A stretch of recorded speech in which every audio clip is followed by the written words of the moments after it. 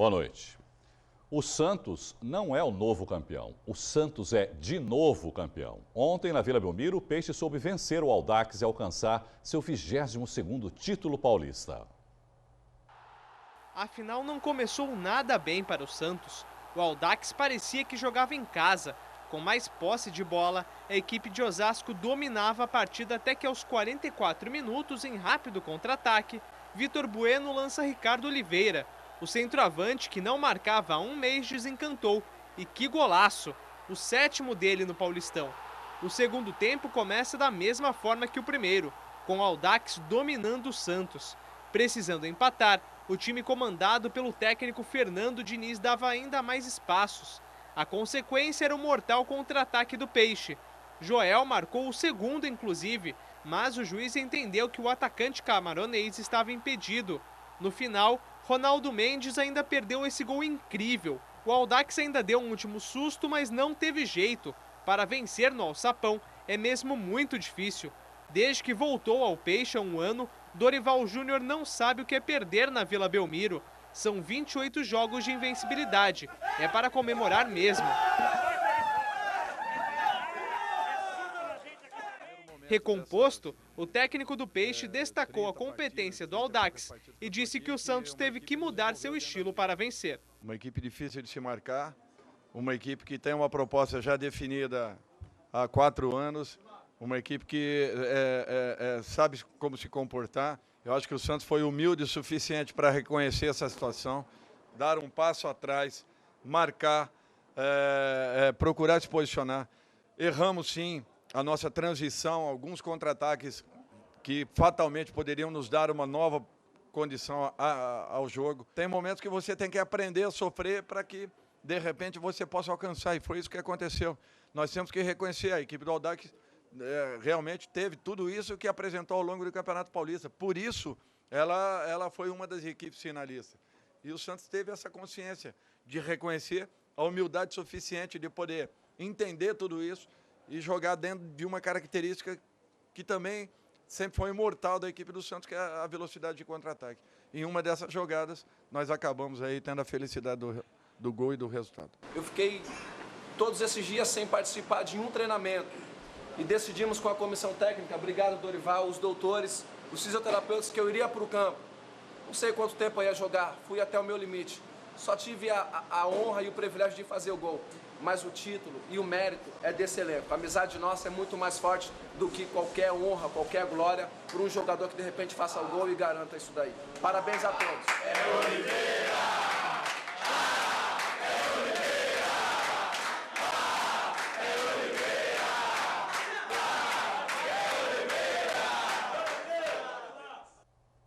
Pela Santa Cecília TV, você pôde acompanhar a movimentação da torcida antes e depois da final do Paulistão. Olha só com que clima chega a delegação do Peixe aqui na Vila Belmiro. É de arrepiar. Toda energia fora do estádio Urbano Caldeira podia ser sentida do outro lado do monitor.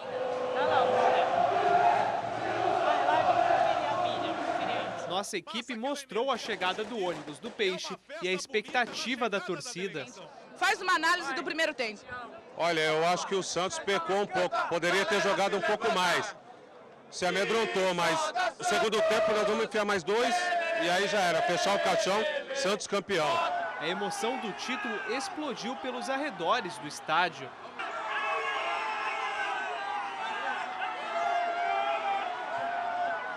E como não poderia deixar de ser, a festa terminou na Praça Independência, no Gonzaga. Graças a Deus, campeão aí hoje, certo? E eu tô aqui com a família aqui, ó, vim de Mongaguá. Tamo junto, campeão mais uma vez, se Deus quiser, ano que vem de novo. E tamo junto, vai pra cima dele, Santos. Isso, muito feliz. Santos!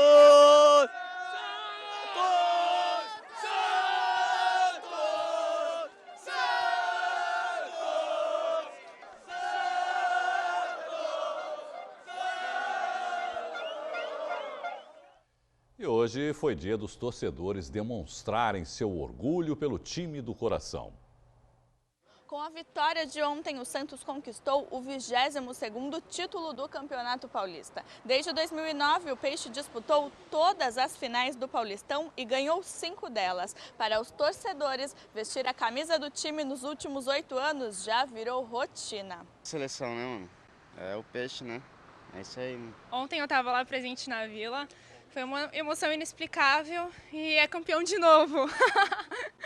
E vai trabalhar agora com a camisa? Vou trabalhar agora com a camisa, comemorando, só alegria.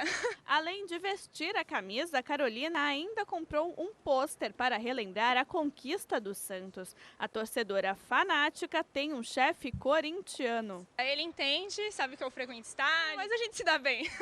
O Gilberto, então, teve que aguentar a mulher torcendo contra. Toda vez que o Santos joga com qualquer outro time, eu não torço para o Santos, torço para o outro time. E assim vai indo, ele já está acostumado já a ficar falando que eu sou pé frio, que eu fico torcendo contra. Mas é assim, corintiana, torço para qualquer outro time, menos Santos. Infelizmente, os antes falam que a gente só ganha paulista. Mas a gente está ganhando, né? Todo ano a gente está mordendo paulistinha aí, tá bom. E não adiantou secar a vitória. A conquista do título se transformou em felicidade estampada no peito e nas capas dos principais jornais da região e do país. E para falar mais sobre o título do Santos, eu converso agora com o jornalista e integrante da equipe do programa Esporte por Esporte, Aldo Neto. Aldo, boa noite. Obrigado mais uma vez por participar conosco aqui. 8ª final consecutiva, um número, né, que só havia sido alcançado até então pelo Santos de Pelé, né, Aldo? 7º título paulista nos últimos 11 anos. O que o Santos desses últimos anos tem que os outros não têm ou não tinham? Boa noite, Irineu. Boa noite ao nosso público telespectador. É fácil responder, Irineu. É um negócio muito simples, que se chama planejamento. Você vê, o Santos, nos últimos 11 anos, teve 3, 4 gestões, se você considerar a gestão do Odílio, só que nunca perdeu o seu foco, que foi a revelação de atletas na base. Que isso, verdade seja dita, quem recolocou o Santos nessa linha foi o ex-presidente Marcelo Teixeira.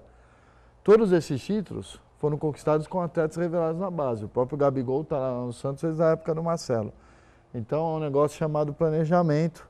O planejamento do Santos faz o time estar sempre disputando títulos. E no Paulista é mais simples porque todas as equipes acabam se envolvendo em outras competições, você precisa ter elenco. Quando você trabalha a base, você tem um elenco melhor entrosado. Essa é a vantagem do Santos. Só o que eu achei mais... A base é o grande segredo, então. A base. Sabe o que eu achei mais estranho, Nino? O que é? Aqueles torcedores aí que ficaram atazanando, por que não vendeu o Ricardo Oliveira? Ontem ninguém veio falar comigo disso. Impressionante, ninguém veio me perguntar como é que o Santos não vendeu o Ricardo Oliveira, por que foi? Agora, já que você citou aí o Ricardo Oliveira, Aldo, sim. Vanderlei, Gustavo Henrique, Zeca, Thiago, Maia, Lucas Lima e Gabriel, todos na seleção paulista do campeonato. Foi justo ou você acha justamente que faltou o Ricardo Oliveira? O Ricardo Oliveira foi decisivo nesse jogo, mas para mim o jogador do Santos no campeonato se chama Vanderlei. O Vanderlei deu uma segurança para o time que não existe, é um cara simples, que não abre a boca, você não vê ele dar muitas entrevistas, ele joga bem, conduz bem a defesa, a zaga mexendo demais na zaga durante o torneio e a segurança do Santos sempre foi atrás. Você vê as 2 partidas finais, jogou com um time que jogou em cima e o goleiro não falhou nenhuma vez. Então, para mim, o nome do campeonato é Vanderlei. O Ricardo Oliveira merecia estar na seleção? Merecia porque ele resolveu num lance... Foi um golaço, Não foi uma jogada ensaiada, foi um golaço, um lance de um atacante experiente que ele resolveu o campeonato. Então, por esse lance, ele merecia sim estar na seleção. Mas entendo como a seleção é do torneio inteiro, tem que se valorizar outros atletas também. Eu não sei quem foi o outro atacante que entrou no lugar dele, mas acho que ele deveria estar. Bom, o Santos volta a campo agora na quarta-feira, às 7h30 da noite, pela Copa do Brasil, contra o Galvez. É isso, Aldo? Isso. De Rio Branco, no Acre. Time misto. Você acha que não vale a pena ir com um time titular e tentar matar o jogo da volta? Olha, eu levaria... Contra o Santos lá do Amapá já foi assim, né? Foi com o time misto. E depois aqui com o time misto também acabou se classificando, né? Eu acho, Irineu, eu levaria o time misto, levaria pelo menos os jogadores que vão para a seleção, porque vão ficar um período fora. Mas não acho que o Galvez do Rio Grande do Acre... Não dá nem para saber, né? Alguém, você conhece o time? Nunca ouvi falar. Eu nunca ouvi falar. É difícil, Mas, né, de fazer qualquer tipo Santos, de análise, né? O Santos já teve algumas surpresas com esse tipo de time em Copa do Brasil. Copa do Brasil é um torneio muito difícil. Mas eu acho que dá para jogar com o time misto, até porque os jogadores estão vindo de final e tem um Campeonato Brasileiro pela frente que o Santos precisa de elenco. Então, colocar a molecada para jogar. E que o elenco é fica comprometido justamente pelas convocações, né, da seleção brasileira, da seleção olímpica. O time vai ficar desfalcado, né, Aldo? Vai e precisa de reforços. Isso é. Você acha que compromete o Campeonato Brasileiro para o Santos? Compromete muito. Irineu, você vai ficar 17 rodadas sem o Gabigol, fatalmente. Vai falar um. Mas aí 7 rodadas sem Lucasinho e Ricardo São 9 Oliveira. rodadas, né, no começo agora, para a seleção que vai para a Copa América. Se chegar na final. Sim. Entendeu? Isso, se for para a Olímpica, pode ir para a Olímpica. Gustavo Henrique, Thiago Maia, Zeca e Gabigol. Então, mais um período sem atletas importantes. Você precisa ter elenco. Para algumas posições, o Santos tem reposição. Sim. Mas você precisa fazer contratações. Mas eu acho... Mas tem contratações aí em vista. Tem várias. Eu até trouxe aqui uma lista. O Rodrigão do Campinense, que tem um atleta de 22 anos. Que esse já está confirmado. Artilheiro do Brasil, já está confirmado. Já anunciou, né? Já está para chegar. Tem um argentino chamado Emiliano Vecchio, de 27 anos, que é lutador de MMA. Parece que é um atacante bom, o Dorival. Esse é o que vem depois, no meio do ano? Isso, está num clube do Catar e vai vir. E tem o Copete, que é um jogador do Atlético Nacional Colômbia, que está jogando a Libertadores, está indo bem. Isso para ataque. No meio campo, o Santos está conversando com o Yuri do Audax, que para mim é o melhor jogador do Audax. Não que eu acho que esses jogadores do Audax sejam algo de outro mundo, não são. Mas o Yuri é um atleta interessante. O time pulverizou também, né? Sim, já foi até para Deus dará, se bobear tem jogador Palmeiras, Corinthians, né? Já foi uma distribuição. E tem um zagueiro que o Santos contratou já há algum tempo junto ao Banfield da Argentina, que é o Fábio Nogueira, que vem aí para compor elenco. São atletas que a gente não sabe o que esperar, né? Porque a camisa do Santos, o Rodrigão é o artilheiro do Brasil, mas a camisa do Santos pesa, né? Então vamos ver o que vai acontecer, mas eu acho, Irineu... Tem partida pela Copa do Brasil, mas depois do Campeonato Brasileiro... Sim, começa já... Nesse final de semana, no sábado, né? Isso. Com o Atlético Mineiro do Robinho, né? Que perdeu o título de Minas. O América, né? Depois de quase 25 anos, né? Não, 15 anos. 15 anos. Eu acho, Irineu, que o Santos está num caminho bom e o nosso presidente Moraes Roma, ele anda meio iluminado. Porque em janeiro, ele dando uma entrevista na Rádio Jovem Pan para dar o crédito, ele preveu a final Audax e Santos. É mesmo? Sexta-feira, ele deu uma entrevista aqui para o programa Esporte por Esporte com o Armando Gomes lá na Vila, foi gravada lá na Vila. E o Armando, que adora um palpite, né? Qual o seu palpite para o jogo? Ele 1-0. Acertou o palpite do jogo, então... Ô, presidente, manda os números da Mega Sena aí pra gente, né? Eu pedi isso pra ele hoje, não esquece dos amigos. Manda né, os números da Mega Sena aí. E no Campeonato Paulista da Segunda Divisão, viu, Aldo? O Jabaquara recebeu o Guarulhos no domingo no Estádio Espanha e foi derrotado por 1-0. O atacante Royce marcou o gol do jogo aos 33 minutos do segundo tempo. O jogador recebeu passe dentro da área e bateu cruzado no canto direito do goleiro Thiago. Com a derrota, o Leão da Caneleira segue no 7º lugar do Grupo 4, com 1 ponto. O próximo jogo é contra o Mauaense, fora de casa, no próximo sábado. Bom, já jogando em Mauá, a Portuguesa Santista empatou em 0-0 contra o Mauauense, que é o próximo adversário, aí, como você viu, do Jabaquara. A Briosa está no 3º lugar do Grupo 4. O time volta a campo contra o São Bernardo na próxima sexta-feira, jogando em Uricumu. Aldo, o Jabaquara ainda não venceu na competição. Você estava me aqui comigo enquanto a gente viu o VT, que o time até jogou bem, não é, Aldo? Jogou bem. Agora, o que precisa fazer para tentar conquistar pelo menos melhores resultados? Porque senão começa a complicar a situação do Jabaquara também já, né, Aldo? O que eu acho, Irineu, é que o time do Jabaquara precisa se qualificar melhor o elenco. E é difícil fazer isso com a competição em andamento.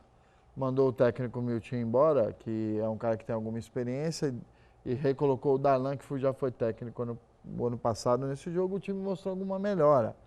Mas também jogou contra o líder do grupo, o Guarulhos, né? Sim. E o time jogou bem. Não seria bem. um resultado ruim caso o Jabaquara também não estivesse nessa situação que está, né? A situação do Jabaquara realmente está preocupante. Eu acho que se tem... É que esse campeonato de segunda divisão tem limitação de atletas. Se der para contratar alguém e o Jabaquara tiver condição de buscar, é o ideal. Já a Portuguesa está... Bom, a Portuguesa, em compensação, está em 3º lugar, né, Aldo? Você acha que tem chance de classificar a Portuguesa? Acho que sim. Para a próxima fase? Empatou com o Mauaense aí. Quantos passam agora nessa fase, tu sabe? Acho que são 2 por grupo. Por cada grupo? É. E o time da Portuguesa Santista é um time qualificado, muito pelos jogadores que estão lá do Santos. E tem um cara que está lá já desde o ano passado, que é o Ricardinho, que está jogando muito a bola. Inclusive, ele é o motivo do Jean Scherer ainda não ter jogado, porque o Jean Scherer é a reserva dele. E como ele é um cara que tem experiência e faz o time jogar, o Jean está no banco. E o time do Jabaquara tem algumas peças interessantes. Tem um jogador lá chamado Cauê Rivera, que já até marcou gol, que é um menino muito bom. E é um meio-campo muito bom. Eu acho que esse time da Portuguesa Santista tem chance de ser campeão da segunda divisão. É mesmo? Acho. Bom, tomara você tenha a mesma bola de cristal do presidente Modesto Roma, porque eu vou anotar aqui, entendeu? Mas vai, de repente, vai lembrar que o presidente Modesto Roma emprestou os jogadores para a Portuguesa Santista. Então, de repente. Aldo, obrigado, viu? Boa noite para você. Obrigado a todos e obrigado, Inês. E os primeiros vencedores dos Jogos da Unisanta foram conhecidos neste fim de semana nas modalidades de praia. As disputas aconteceram na Praia do Boqueirão, em Santos. Foram mais de 30 partidas de vôlei, futevôlei e tamborel.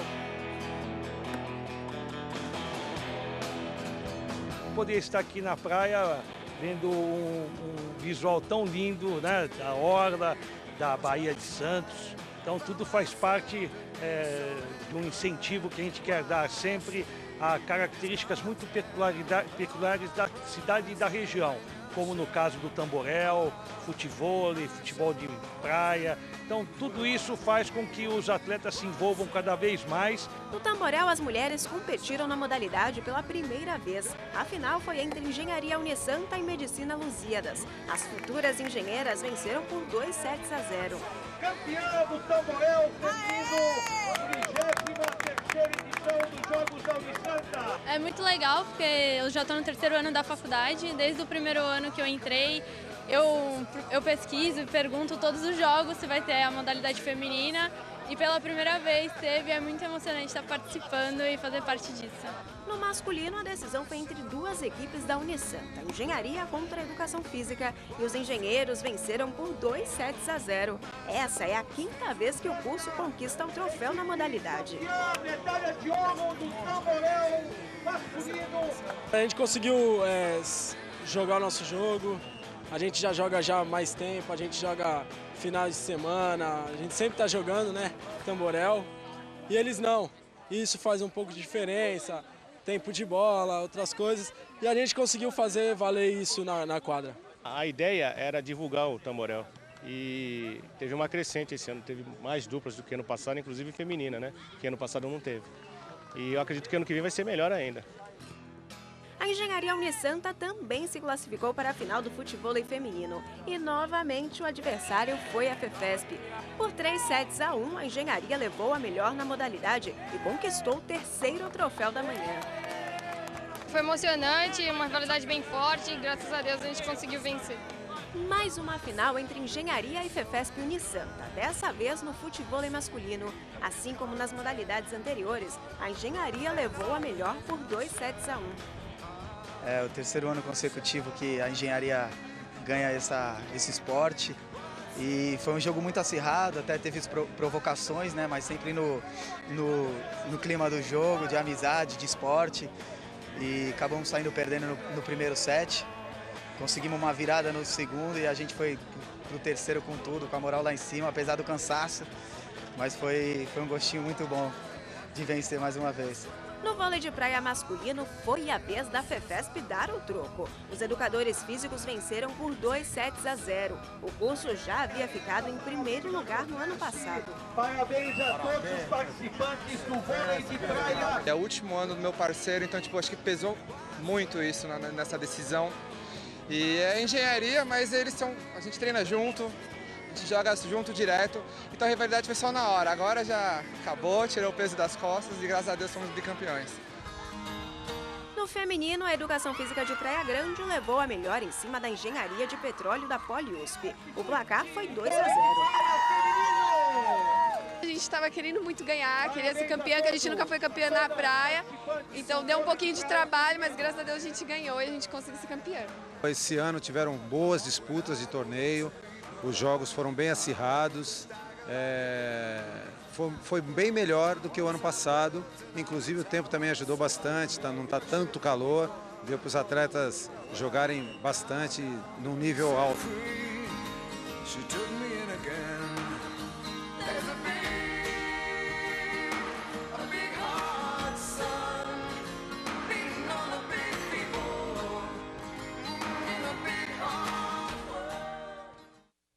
As competições de artes marciais também foram realizadas nesse fim de semana. A Engenharia Unisanta venceu o judô masculino e feminino e o karatê feminino. Já a FEFESP conquistou o primeiro lugar no karatê masculino. Na classificação geral, a Faculdade de Educação Física e Esportes da Unisanta lidera o masculino com 38 pontos, seguida pela Engenharia Unisanta com 36 pontos e FEFES Unimes com 19 pontos. No feminino, a Engenharia Unisanta está na primeira colocação com 41 pontos. Na frente da FEFESP Unisanta, com 27 pontos. E a Faculdade de Artes e Comunicação da Unisanta, que tem 12 pontos. O Hospital dos Estivadores de Santos já está quase pronto, mas não existe ainda uma data para que a unidade comece a funcionar. O prefeito Paulo Alexandre Barbosa afirmou durante a entrevista que busca recursos do governo estadual e federal, já que o poder público municipal não tem condições de assumir sozinho os gastos com a unidade. Hoje de manhã, o prefeito de Santos fez uma vistoria no hospital para acompanhar as obras. A estrutura já está quase finalizada. São 4 blocos com 10 andares cada. Mais de 11 mil metros de área construída. No complexo devem ser atendidos casos de emergência, cirurgias eletivas e deve funcionar uma maternidade. Alguns dos quartos foram equipados com banheiras para serem feitos partos humanizados. Em toda a unidade devem ser instalados 223 leitos. O objetivo é atender os moradores de toda a Baixada Santista. A obra está na reta final, numa fase de acabamento, e agora nós iniciamos o processo para selecionar a organização social que fará a gestão desse equipamento. Vamos ter as propostas que serão apresentadas agora, no dia 20 de maio, nos próximos dias. Nossa expectativa é que até o mês que vem a gente tenha esse cenário definido. Os estivadores que ajudaram a construir o hospital desde 1964 foram convidados para participar da vistoria. Seu França lembra que contribuía todos os meses com parte de seu salário. Quem contribuiu recebeu os títulos, é tipo num diploma, como empréstimo, contribuição para a construção do hospital, inclusive para materiais, né, e camas hospitalares, essas coisas todas, que na época foi nós mesmos que adquirimos, né? O Hospital dos Estivadores teve as obras concluídas em 1970. Toda a população podia ser atendida, mas seu Marcílio lembra que pouca gente sabia disso. O aposentado chegou a ser administrador da unidade por 3 anos, até 1980. Nos primeiros meses, o hospital tinha 700 funcionários, 300 médicos e não tinha paciente. E aí começou a deficiência financeira, porque a população achava que o hospital era só para os estivadores. Com dificuldades financeiras, o antigo Hospital dos Estivadores foi fechado em 2008. Em 2013, a prefeitura comprou o imóvel por 13 milhões de reais. Dona Marilene trabalhou por 11 anos na unidade antes do fechamento. Ela ficou feliz em encontrar o local modernizado. Os funcionários faziam muita greve, teve um incêndio também que atrapalhou. E para mim está sendo um prazer muito grande hoje entrar aqui depois de 10 anos. Entendeu? Que ele está lindo e espero que agora vá de vento e popa. Em homenagem aos fundadores e antigos mantenedores da unidade, o prefeito Paulo Alexandre Barbosa decidiu manter o nome de Complexo Hospitalar dos Estivadores. Apesar de estar com a estrutura quase pronta, o hospital ainda não tem data para abrir as portas. Isso porque a prefeitura não tem condições de arcar com as despesas de funcionamento da unidade sozinha e depende de verbas dos governos estadual e federal. Mas até agora, nenhum repasse foi feito pelo Ministério da Saúde. Nenhuma cidade no Brasil é responsável exclusivamente por bancar o funcionamento de um equipamento como esse. Isso é inviável, é impossível. Então nós precisamos, né, dessa parceria para que o hospital possa ser aberto atendendo a população na sua capacidade máxima aí com os 223 leitos. Quando aberto, o novo complexo dos estivadores deve custar 10 milhões de reais por mês aos cofres públicos. O investimento inicial nas obras era de 25 milhões de reais, mas até agora já foram gastos mais de 55 milhões de reais, mais que o dobro. Além da reforma, nós construímos novos prédios. Esse prédio que vocês estão me entrevistando nunca existiu. É um prédio novo, é o bloco C do hospital, exatamente esse é um prédio novo que nós agregamos por entender que isso poderia gerar benefícios. Além disso, como era um prédio muito antigo, ao iniciar a obra, nós identificamos várias falhas e comprometimentos na infraestrutura do prédio e precisamos lançar mão de uma série de tecnologias, de serviços que não estavam previstos no projeto inicial. E essas medidas justificaram todos os aditamentos. A assessoria de imprensa do Ministério da Saúde informou que somente mandará a verba depois que o hospital estiver funcionando e a prefeitura avaliado o gasto mensal da unidade. Nós também entramos em contato com a assessoria do governo estadual, mas não obtivemos resposta. E 570 funcionários da Companhia Cubatense de Urbanização e Saneamento entraram em greve hoje. A categoria pede o pagamento do salário que deveria ter sido feito na última sexta-feira. Por nota, a Prefeitura de Cubatão afirmou que vai repassar o valor à Cursan amanhã. Disse ainda que está tomando providências para manter os serviços de varrição, capinação e podas de árvores. Em São Vicente, a greve dos funcionários da Codesave continua. Os 1.250 trabalhadores paralisaram o serviço na semana passada. A categoria reclama do atraso da cesta básica, vale transporte e das férias de maio. Nas ruas da cidade, já é possível ver o reflexo da greve com um acúmulo de entulho e lixo nas vias. Por nota, a administração municipal disse que pagou hoje os salários e benefícios. O ensino à distância da Universidade de Santa Cecília agora vai chegar a diversos polos educacionais espalhados pelo país. A Unisanta recebeu, nesta segunda-feira, vários diretores e instituições que firmaram uma parceria para disponibilizar via internet o conteúdo do EAD produzido na universidade. A tecnologia se torna cada vez mais aliada da educação.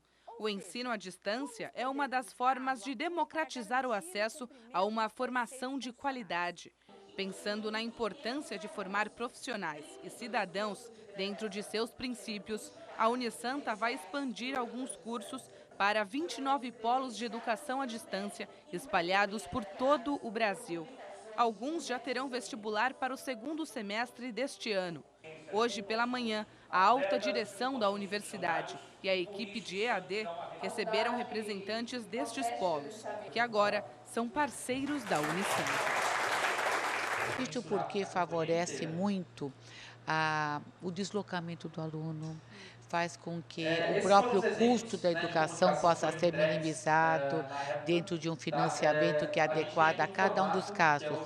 Além do que a qualidade que permite com que o aluno possa desenvolver o estudo de acordo com as suas possibilidades, poder relacionar, consultar em qualquer ambiente virtual. O ensino superior ainda apenas 15% da população jovem, de 18 a 24 anos, tem acesso, e muitas pessoas também que já estão acima dessa idade acabam também não tendo essa possibilidade. O país precisa isso para o desenvolvimento.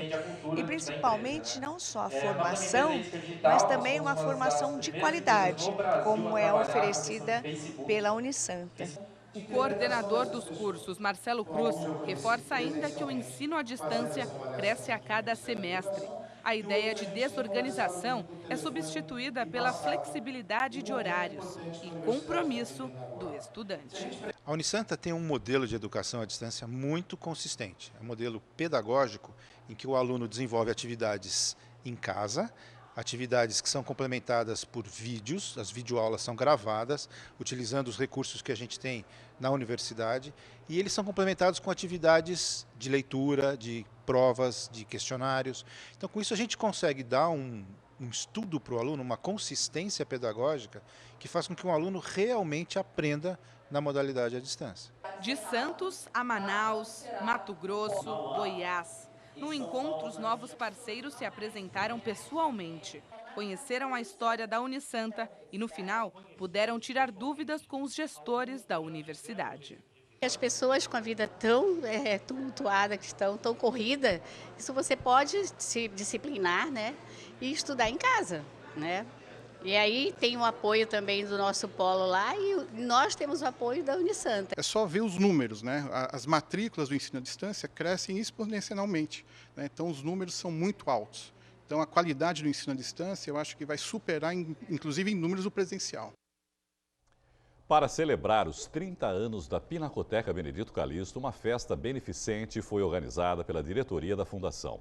O premiado arquiteto Paulo Mendes da Rocha foi um dos convidados do evento. Ele é o autor do projeto do Museu de Arte de Santos, que irá funcionar na área onde hoje é o estacionamento da Pinacoteca.